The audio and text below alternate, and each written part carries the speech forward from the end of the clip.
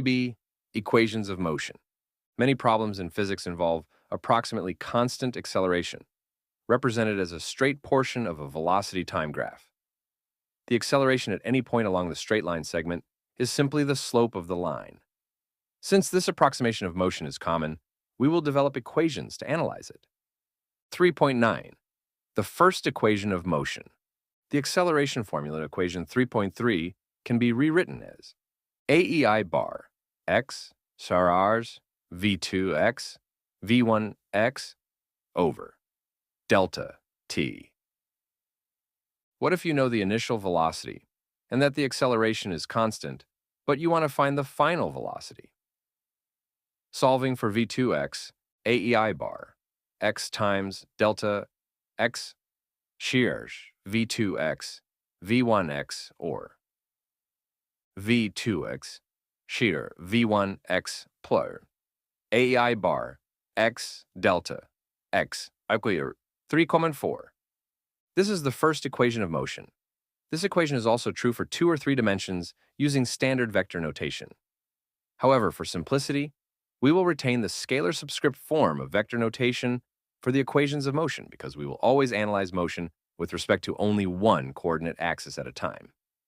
In algebra, you learned the working equation for straight line, phi mx plus b, where m is the line's slope, and b is the point where the line crosses the y-axis, y-intercept. Similarly, the equation v2x large v1x plus AEI bar x delta t, when rearranged as v2x cash AEI bar x delta t plus v1 nu x. It is the equation of a straight line on a velocity time graph. Its slope is AII bar x, and it crosses the velocity axis at v1x.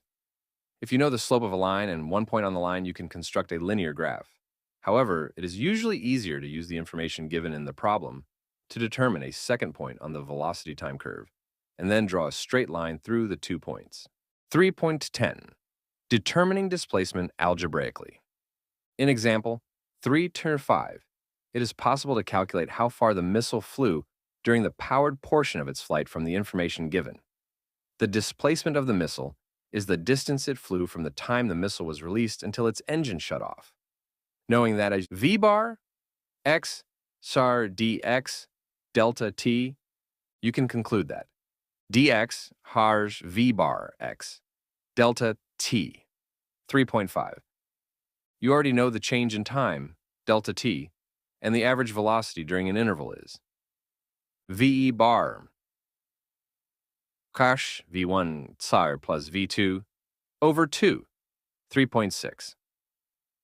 Substitute equation 3.6 into equation 3.5, dx shards v1x plus v2x over 2 times delta t 3.7. dx har 12 v1x plus v2x times delta t. From example 3.5, you know that the initial velocity of the missile is v1x 0.246 ms. Its final velocity is v2x, first 0.287 ms. And the powered flight time interval is delta t, our 15.0 s.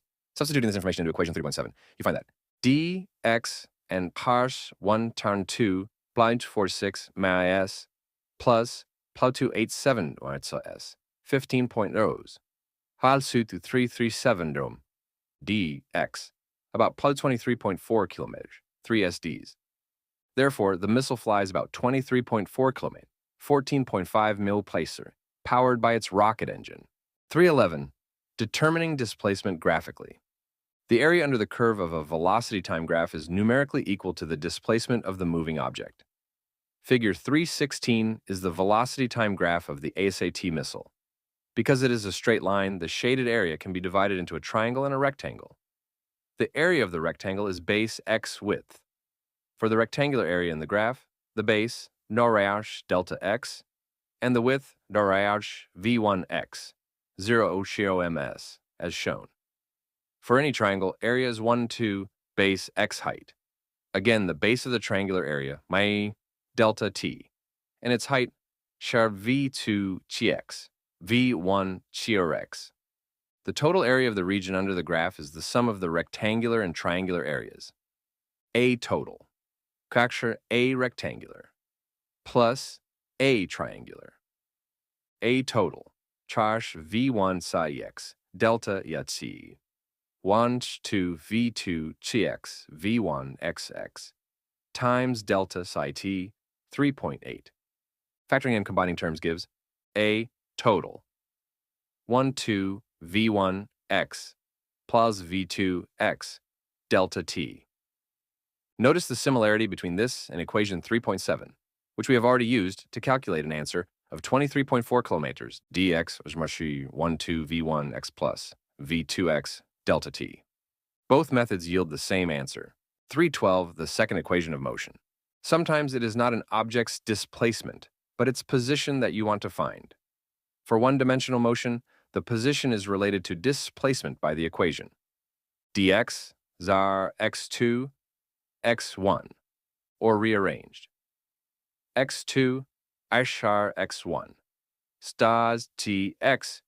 You have just seen in equation 3.8 that dx zars v1 x delta t swan 2 v2x v1x delta t. Recall that ai bar x shar v2x v1x over delta t, or ai bar x delta t can v2x v1 1x. Substituting ai bar x delta t for v2x v1x in equation 3.8 gives dx shear v1x delta t plus 1 2 ai bar x delta t, or dx aaron v1 1x delta t plus 1 2 ai bar x delta t square, 3.9. Substituting the definition of displacement for dx in equation 3.9 and solving for x, we obtain x2 shrich x1 plus v1x delta t plus 1 torn 2 aei bar x delta t square, 3.10. Equations 3.9 and 3.10 are two forms of the second equation of motion.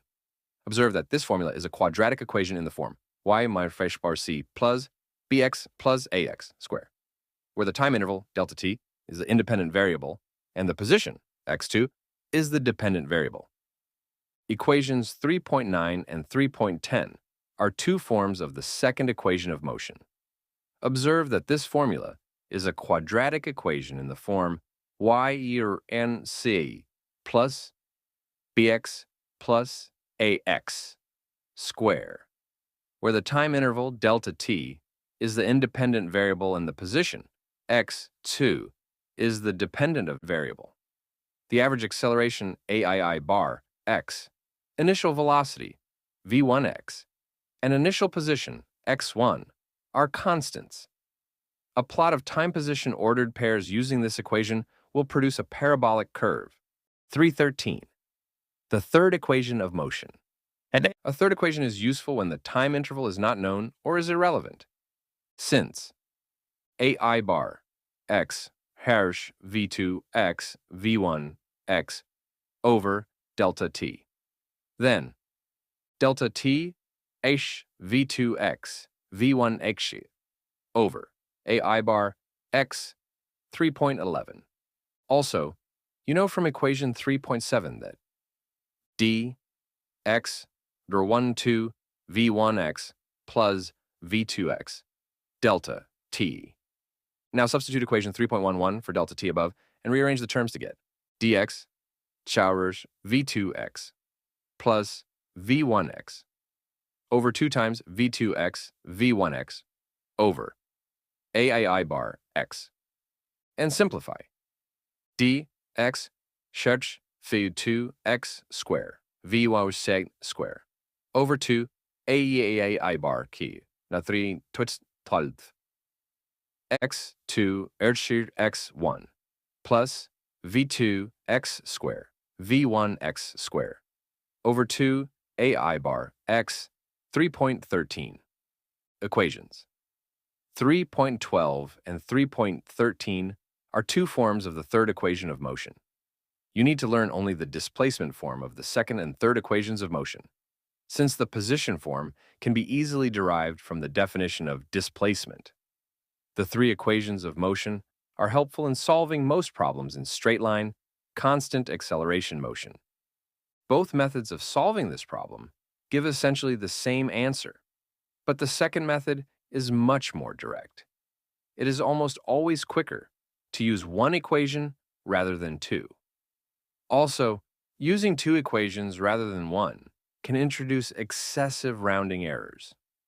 This illustrates one way that a systematic approach to the problem solving can save you time and improve precision. 3.14 Free fall. One common example of uniformly accelerated motion is free fall, the fall of an object under the influence of gravity alone with negligible air resistance.